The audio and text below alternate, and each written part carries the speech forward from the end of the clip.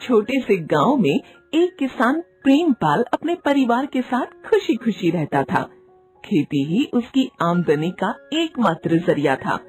एक दिन प्रेमपाल अपने घर में बैठा होता है और अपनी पत्नी को आवाज लगाता है।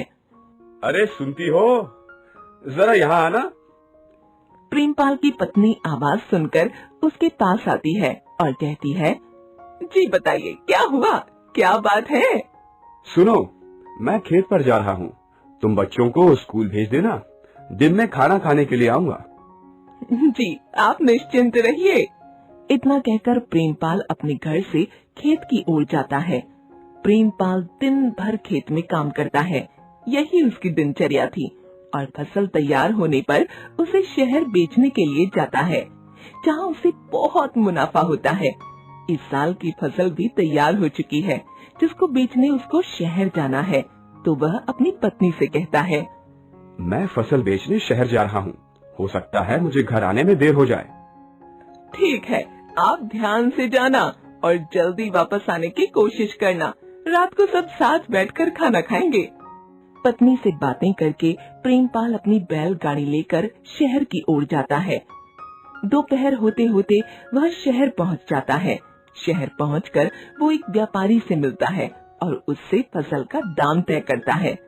सेठ जी को मेरा प्रणाम। प्रणाम प्रणाम। अरे प्रेमपाल, आ गए तुम? लगता है इस बार फसल बहुत अच्छी हुई है। बस आपकी मेहरबानी है। अब आप जल्दी से इसके दाम लगा लीजिए, फिर मुझे घर भी जाना है। सेठ को फसल बेचकर प्रेमपाल अपनी बैलगाड़ी से शहर से गांव की ओर चल पड़ता है।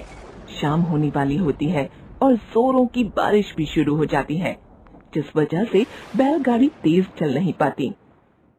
हे भगवान, रात होने को है और ऊपर से ये बारिश भी होने लगी।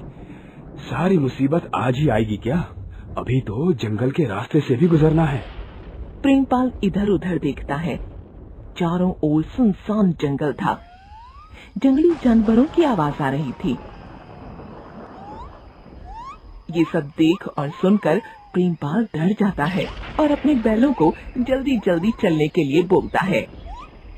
नाकारो, थोड़ा तेज तेज पैर चला लो, बारिश पे भीग कर सब बीमार पड़ जाएंगे और कोई जंगली जानवर जंगल से बाहर आ गया तो सबको खा जाएगा। यहीं पर हम तीनों का राम राम सत्य हो जाएगा। फिर प्रेमपाल हुर हुर करके बैलों को चलने के लिए बोलता है। बैलगाड़ी तेज तेज चलने लगती है, मगर तभी अचानक बैलगाड़ी रुक जाती है। प्रेमपाल डर जाता है और बैलगाड़ी से नीचे उतरकर देखता है कि आखिर हुआ क्या है। अरे भगवान, ये क्या हुआ? गाड़ी का पहिया तो गड्ढे में फंस गया है। अब मैं क्या करूं? ये मुसीबत भी आज ही आनी थी। प्रेमपाल बैलों को जोर जोर से मारता है ताकि पहिया निकल जाए, मगर गाड़ी का पहिया बाहर नहीं निकलता। प्रेमपाल अपने दोनों बैलों को बोलता है, दोनों पूरा दिन बकरी की तरह खाते रहते हो, मगर ताकत ढेले भर की नहीं है। कल से तुम्हारा आधा खाना बंद कर दूंगा। इतना कहकर प्रेमपाल एक बार फिर से गाड़ी को निकालने की कोशिश करता है, मगर कुछ फायदा नहीं होता है।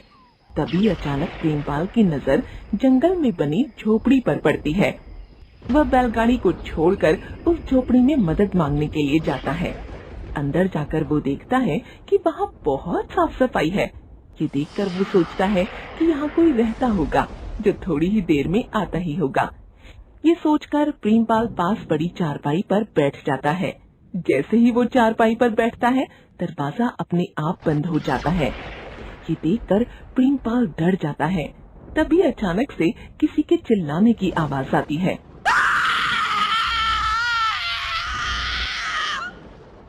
प्रेमपाल दरवाजे की ओर दौड़ता है। तभी सामने एक चुड़ैल आ जाती है। इसे देख प्रेमपाल घबरा जाता है। ये मेरा घर है, तुम यहाँ क्या कर रहे हो? मैं क्या कर रहा हूँ? मैं तो कुछ भी नहीं कर रहा हूँ। देखो, मैंने कुछ भी नहीं किया है। बहुत रात हो गई थी और मेरी गाड़ी फंस गई थी, तो मैं इस झोपड़ी को देखकर मदद मांगने आया था। मुझे माफ कर दो चुड़ैल देवी, आज के बाद ऐसी गलती नहीं होगी। सही कहा, गलती तो तब करोगे ना जब तुम जिंदा बचोगे। बहुत दिनों से इंसान नहीं खाया, आज मेरा इंतजार खत्म हुआ। अरे भगवान, मुझे आज बचा लो। मैं आज के बाद कभी किसी झोपड़ी को देखकर नहीं रुकूंगा। भगवान, आज इस चुड़ैल से बचा लो। अब तुम मेरे शिकार हो। अब तुम्हें कोई नहीं बचा पाएगा। ओ, आज तो मजा ही आ गया। प्रेमपाल बहुत बड़ी मुसीबत में फंस गया था और वहीं दूसरी ओर प्रेमपाल के घर वाले उसके लिए बहुत परेशान हो रहे थे। बेटा, तुम्हारे पिताजी अभी तक घर नहीं आए, मुझे बहुत चिंता हो रही है। माँ, आप बिल्कुल चिंता मत कीजिए, मैं पिताजी को ढूंढने जा रहा हूँ और उन्हें ढूंढ कर ही लाऊंगा। प्रेमपाल का लड़का अपने पिताजी को ढूंढने के लिए घर से निकल जाता है और शहर जाने वाले रास्ते पर चल पड़ता है। कुछ दूर जाकर उसे अपनी बैलगाड़ी दिखाई देती है, मगर उसके पिताजी बैलगाड़ी के पास नहीं थे। तभी उसकी नजर भी उसी झोपड़ी पर पड़ती है, तो वह मन ही मन सोचता है, बैलगाड़ी यही है, लगता है पिताजी झोपड़ी के अंदर ही होंगे, मैं जाकर देखता हूँ। लड़का धीरे धीरे कदमों से उस झोपड़ी की ओर जाता है और वहाँ पहुंचकर दरवाजा खोलता है तो देखता है कि वहाँ एक चुड़ैल है जिसने उसके पिताजी को बंदी बना रखा है। तभी वह चुड़ैल प्रेमपाल के बेटे को देख लेती है और कहती है, अरे वाह वाह, ऊपर वाले ने कमाल ही कर दिया। दो दो शिकार, आज तो पार्टी हो जाएगी। प्रेमपाल अपने लड़के को वहाँ देखकर और घबरा जाता है और अपने बेटे से कहता है, बेटा, तुम यहाँ क्यों आ गए? तुम्हें किसने बोला था यहाँ आने के लिए? अरे आज तो दोनों मारे जाएंगे। पिताजी, माँ आपके लिए बहुत परेशान थी, उन्होंने ही भेजा है मुझे। वैसे आप चिंता मत कीजिए, कुछ ना कुछ रास्ता निकालते हैं। क्या कह रहे हो?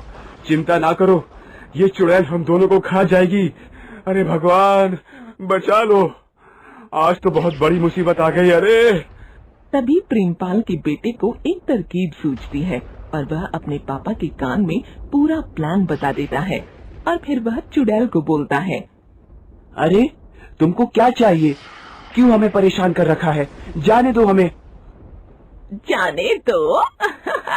तुम दोनों मेरे शिकार हो और मैं तुम्हें कहीं नहीं जाने दूंगी। तुम मेरे से एक शर्त जीत कर दिखाओ, अगर तुम जीती तो हमें खा लेना, वरना हमें जाने देना। बच्चे की ये बात सुनकर वह बोलती है, मैं तुम दोनों से भला शर्त क्यों लगाऊं? तुम दोनों को तो मैं बिना शर्त लिए ही खा सकती हूँ। लगता है हारने से डरती हो तुम, इसीलिए शर्त नहीं लगा रही हो। मैं तुमसे शर्त हार जाऊं? ऐसा हो नहीं सकता। चलो ठीक है, बताओ मुझे क्या शर्त है। अगर तुम उस बैलगाड़ी को गड्ढे से निकाल दोगी तो तुम जीती और शर्त के हिसाब से हमें खा लेना, मगर तुम गाड़ी नहीं निकाल पाई तो हमें जाने देना होगा। बस इतनी सी बात, ये तो मेरी एक उंगली का कमाल है। अभी कर दूंगी, फिर दोनों को बैठकर आराम से खाऊंगी। तीनों झोपड़ी से निकलकर बैलगाड़ी की ओर जाती हैं। वहाँ पहुंचकर चुड़ैल बैलगाड़ी को निकालने की कोशिश करती है। इससे चुड़ैल का ध्यान दोनों पर से हट जाता है और फिर बाप बेटा प्लान के हिसाब से काम करते हैं। प्रेमपाल अपने गले से हनुमान जी के लॉकेट को निकालकर हाथ में रख लेता है। उधर कुछ देर में चुड़ैल बैलगाड़ी को गड्ढे से निकाल देती है। ये लो, मैंने बैलगाड़ी निकाल दी, मैं जीत गई। अब तुम दोनों मेरे साथ चलो। ठीक है, आप आगे चलो। ठीक है, जल्दी से आओ, बहुत जोरों की भूख लगी है, मुंह में पानी आ रहा है। चुड़ैल आगे आगे चलने लगती है। तभी मौका देखकर प्रेमपाल और उसका बेटा हनुमान जी के लॉकेट को चुड़ैल के गले में डाल देते हैं और जय हनुमान बजरंग बली की जय बोलते हैं। ये तुम दोनों ने क्या किया? इसे निकालो मेरे गले से। हाँ, इसे निकालो। उधर वो दोनों बजरंग बली की जय, राम भक्त हनुमान की जय बोलते रहते हैं। तभी अचानक हनुमान जी के लॉकेट से रोशनी निकलती है, जिससे वो चुड़ैल जलकर मर जाती है। बहुत अच्छे बेटा, तुम तो बहुत समझदार हो गए हो। तुमने तो कमाल कर दिया। इस तरह से प्रेमपाल का लड़का अपनी समझदारी से दोनों को बचा लेता है और चुड़ैल का डर भी हमेशा हमेशा के लिए खत्म हो जाता है।